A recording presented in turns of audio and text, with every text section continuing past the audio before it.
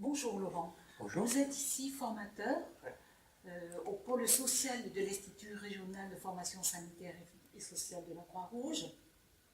Vous avez créé une expérience d'e-learning, plus particulièrement donc avec les étudiants qui sont en stage donc à distance.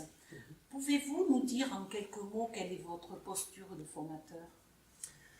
Alors au niveau de la posture de formateur, donc bon, c'était une expérience nouvelle d'accompagnement de stagiaires à Mayotte. Donc on a expérimenté l'enseignement à distance. Donc moi, mon rôle, c'est un dispositif qui a été créé par un groupe de pilotage où il y avait plusieurs formateurs volontaires à la direction qui étaient présents. Ben, la posture de formateur, pour moi, ça a été, j'avais un peu un rôle d'être un peu garant de la cohérence du dispositif, mais au niveau technique, c'est-à-dire faire en sorte que nos intentions pédagogiques soient jouables au niveau technique. Et donc, bon, j'avais ce côté un peu référent au niveau technique par rapport à la plateforme Dokeos pour l'ensemble des intervenants. J'ai assuré la formation pour les étudiantes à l'outil Dokeos, parce que c'est un outil qu'elles ne connaissaient pas avant de partir.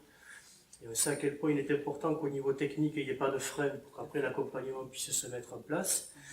Et ensuite, j'ai été impliqué moi dans l'accompagnement aussi des étudiantes et d'un groupe d'étudiantes, en plus qui était mixé entre les 5 étudiantes de Mayotte, puis une étudiante en Nouvelle-Calédonie et une à La Réunion. Donc j'ai accompagné tout un groupe sur les travaux autour de la problématique sociale, donc qui amène à une certification pendant les visites de stage.